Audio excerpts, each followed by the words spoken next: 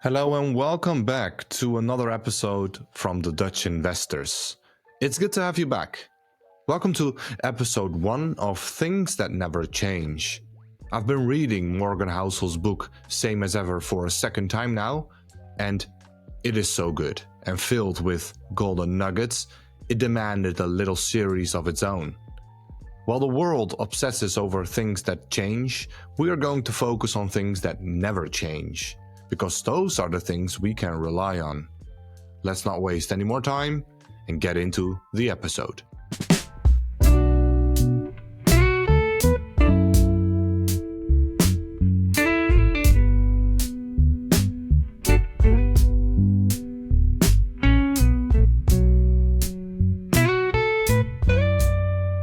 Let me start off with the first story, hanging on by a thread. Think about how often the course of humanity, the fate of nations, the survival of entire businesses has come down to a single, random, unforeseeable encounter. A thoughtless decision. A moment of pure accident that led to magic for some and mayhem for many others. History is filled with these almost unbelievable junctures. Think of Coca-Cola. A global giant whose formula only came into existence because of a fountain worker in 1886, who made an unforeseeable dispensing error of mixing the intended headache syrup with carbonated water. Meanwhile, Amazon's fate hung on a single tense moment in 1997, when Jeff Bezos deliberately delayed sending a crucial fax, causing a deal to be cancelled, and thus preserving the company's independence. And finally, the entire foundation of modern Berkshire Hathaway owes its existence to a chance phone call from Warren Buffett made to a friend in 1969, leading him to buy the small local business called See's Candies and change his investment philosophy forever. We look back at the past and it looks inevitable.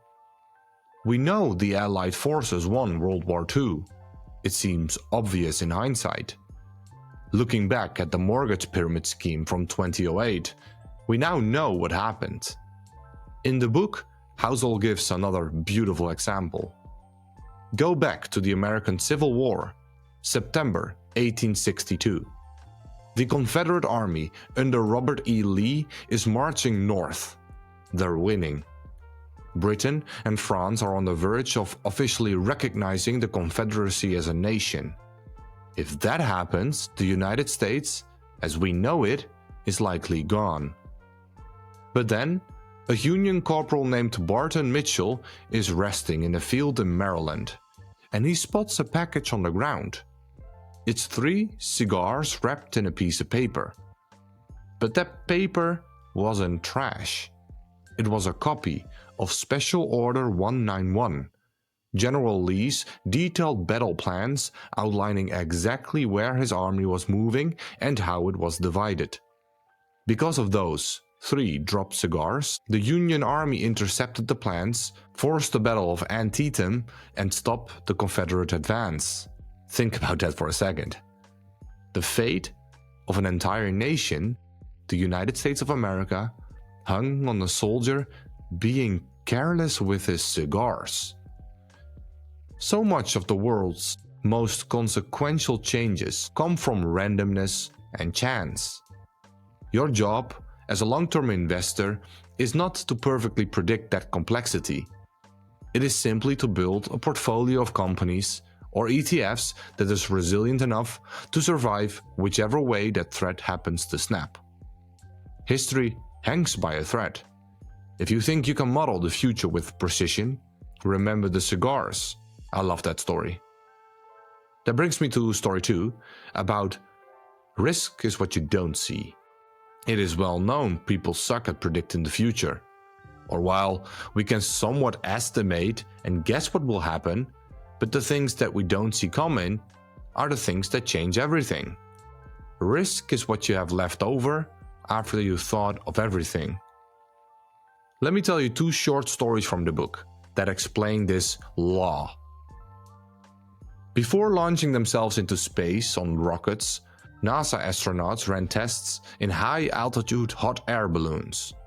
A balloon flight on May 4, 1961 took American Victor Prather and another pilot to 113,000 feet, scraping the edge of space.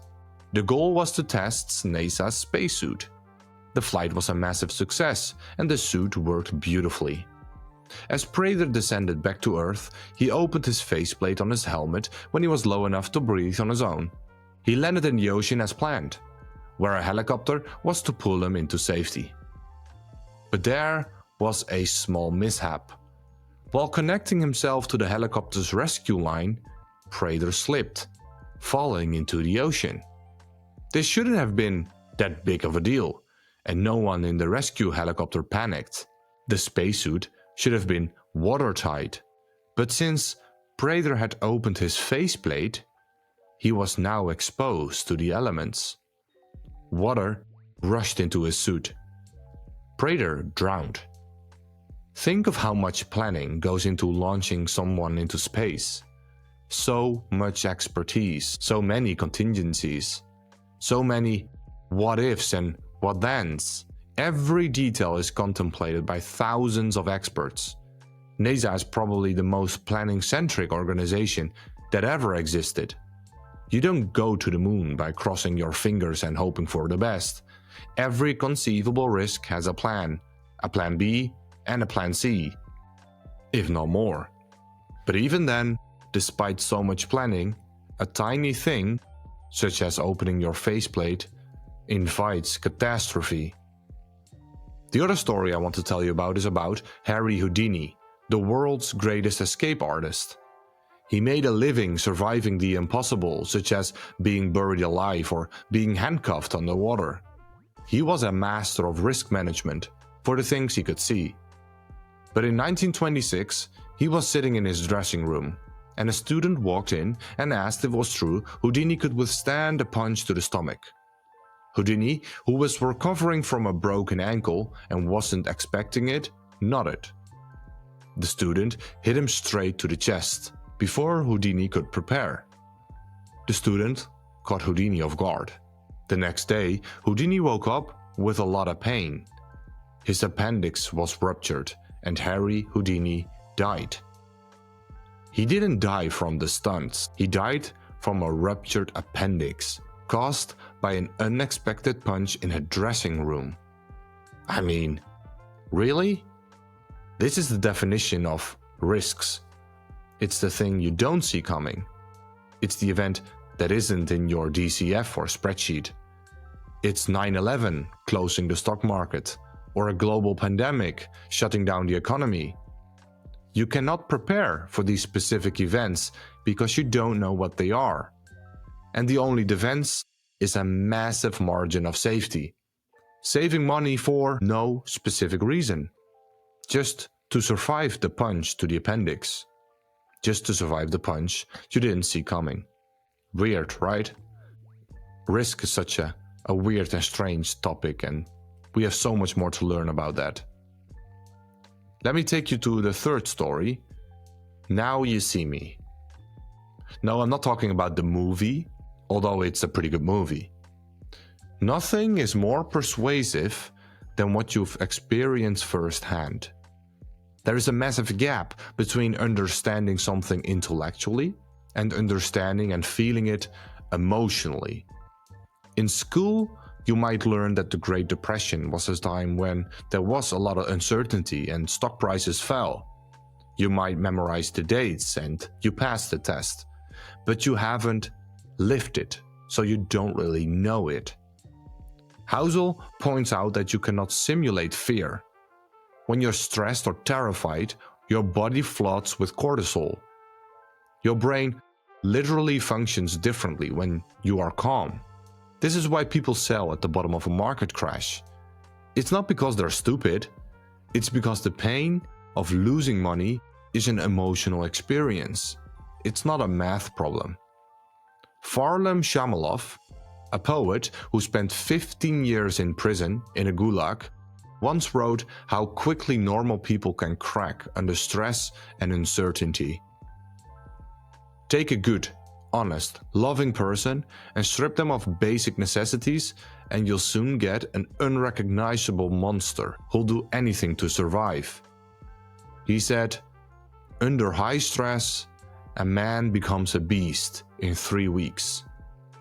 The big takeaway is that we really have no ideas what policies we'll be pushing for in, say, 5 or 10 years.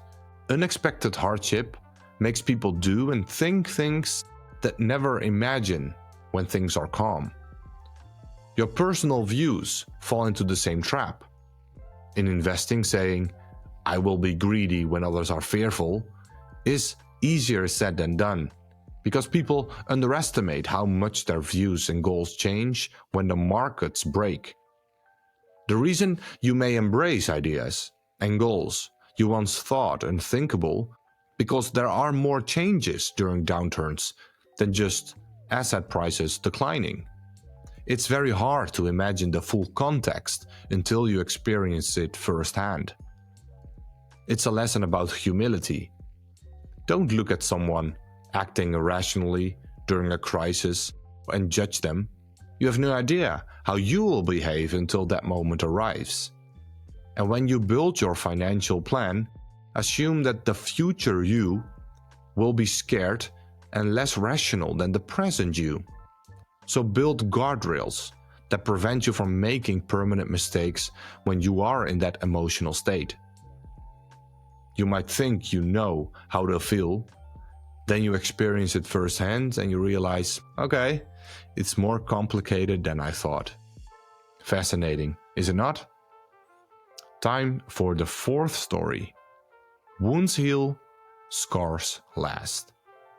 We like to think we analyze the world objectively, but we really don't. We analyze it through the lens of our own trauma. Housel uses the example of the generation that grew up during the Great Depression. Even 40 years later, in the booming 1960s, that generation saved money at rates that made no sense to economists. They refused to take risks. They avoided the stock market. Wounds heal, but scars last. Your view of risk is anchored by what happened to you in your formative years. If you came of age during high inflation, you will always fear inflation. If you were bitten by a large dog when you were young, you'll always have that same fear. If you started investing during the tech boom, you will be more comfortable with higher valuations. Is any of that bad? Not necessarily, but it's not good in any way either. What have you experienced that I haven't, that makes you believe what you do? And would I think about the world like you do if I experienced what you have? That's a good question, right? Investing is largely about psychology and human behavior. People who've had different experiences from you will think differently than you do, period. Most debates are not about disagreements, but people with different experiences talking over each other. We absolutely hate it if we can't measure something. We want that fake sense of security. We can see and measure just about everything, except people's moods, fears, hopes, grudges, goals, triggers, and expectations. And this is critical for you, for me, as investors. When you disagree with someone, no matter the topic or data available to you, ask yourself, what scars do they have that I don't?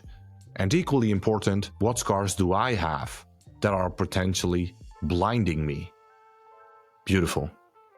It's time for the fifth and final story of this episode, Wild Minds. I think you'll like this one. We have this fantasy about smart people, geniuses. We want the visionary CEO who builds electric cars and rockets, but we also want them to be stable, predictable, polite board members. Housel says, forget about it. It doesn't work that way.